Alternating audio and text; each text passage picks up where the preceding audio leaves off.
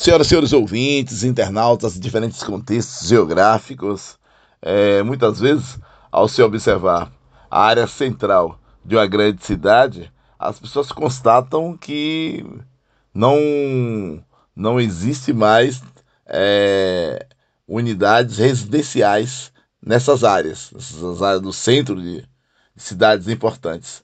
Você só tem mais atividades são de comércio, de serviços. Por que que isso acontece? Por causa da valorização imobiliária. Você tem uma cidade que cresce muito, e a cidade, ao crescer, o seu miolo urbano, que é a área central, fica mais valorizado. Então você tem uma elevação expressiva do valor dos imóveis. Aí o cidadão vende uma casa antiga na área central e vai morar em uma área mais periférica em relação ao desenho urbano, mais afastada, é, é, sai daquela área central e muitas vezes a empresa ela compra uma loja, um segmento comercial, se compra apenas o chão e não a edificação. Você tem uma casa lá antiga e o cidadão joga no chão e constrói uma nova edificação. E essa nova edificação é uma loja de sapatos, de roupas, um escritório, ou então uma clínica médica. Então, aos poucos, a área central de algumas cidades importantes, você não vê mais unidades residenciais. Você olha a área central de Feira de Santana, por exemplo, você vê que tem algumas áreas ali que você vê mais comércio, muito mais comércio. Mas isso acontece também em cidades do Recôncavo Baiano. Cruz das Almas e Santo Antônio de Jesus. Santo Antônio de Jesus é a maior cidade do Recôncavo Baiano, né? E Cruz das Almas é outra cidade importante desse contexto regional. Santo Antônio de Jesus e Cruz das Almas, as maiores cidades do Recôncavo Baiano. A área central dessas cidades, você vê lá fortemente o comércio e também as edificações de serviços. Por exemplo, o Santo Antônio de Jesus, a Praça Padre Mateus, você vê lá vários hotéis, lojas de roupas, padarias de sapatos, você vê lá um conjunto e edificações de serviços. Aí você vai se. E algumas casas que você observa, algumas unidades residenciais, são mais afastadas do centro. A área central supervalorizou e você tem mais serviços. E tem uma outra questão também que acontece, que não, isso acontece também no caso de Cura das Almas, né? Você vê a predominância de edificações de serviços na área central de Cura das Almas. Né? Lojas, grandes lojas, você vê bancos importantes na Praça Senador Temístocles, que é a praça mais expressiva, importante e movimentada de Cruz das Almas, que é uma cidade que tem uma valorização imobiliária expressiva. Aí entra uma outra coisa, uma outra questão também. Muitas vezes se compra só o solo urbano, ou seja, você compra por um valor bastante elevado, você compra lá uma casa que tem 120 anos de construída. Então o cidadão derruba essa casa e coloca ali no lugar dessa casa uma edificação com 4 pavimentos. Porque a pessoa quer utilizar de maneira intensa o solo supervalorizado daquela área. Então, muitas vezes, a verticalização, ou seja, a edificação cresce para cima por causa da valorização imobiliária. Um exemplo: às vezes é mais fácil uma loja é, crescer verticalmente, ou seja, reforçar a estrutura e crescer para cima mesmo, você edificar um prédio expressivo, ou às vezes até demolir aquela estrutura antiga e construir um prédio maior do que comprar o terreno do lado. O terreno do lado ele está super valorizado, está muito caro por estar localizado em uma área central. Então isso aí explica o processo de verticalização, ou seja, aqueles prédios de algumas áreas centrais.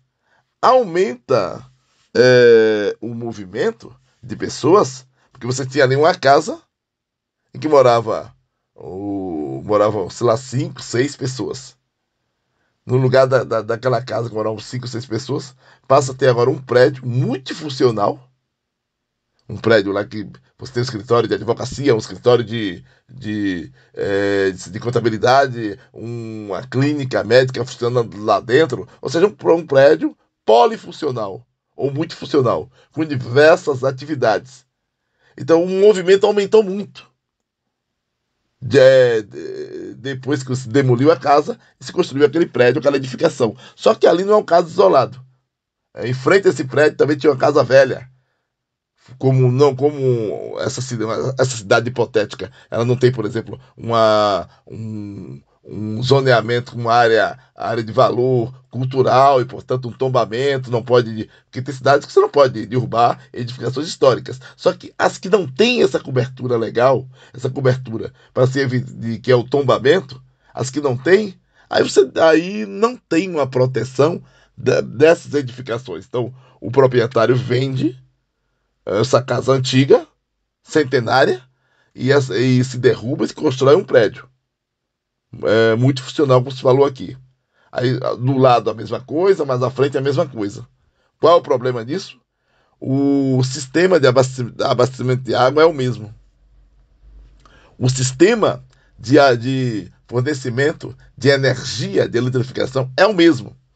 Então, qual é o resultado disso? Você pode ter sobrecargas, faltar energia. Você pode ter a extrapolação da capacidade de oferta de água. Aí falta água. Então, para se resolver essas questões, ao se constatar que mudou a paisagem urbana, você tem mais agora edificações, o fornecimento de água tem que se modernizar esse sistema de abastecimento de água e também se atualizar, se ampliar o sistema elétrico daquela área.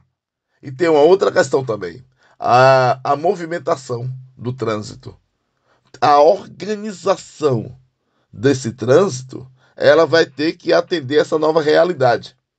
Exemplo, você tinha lá um cruzamento que não tinha problema nenhum.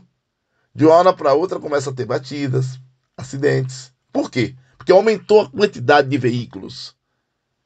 Antes você tinha um carro parado na garagem de uma casa. Agora, no lugar dessa casa, você tem um prédio que você só ali, dá um exemplo aqui, só ali naquele prédio, você tem 20 pessoas que usam 20 veículos para se deslocar.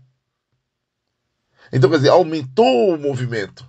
Então, se mudou a paisagem urbana, mudou essa dinâmica, evidentemente que você tem uma série de adequações devem ser feitas.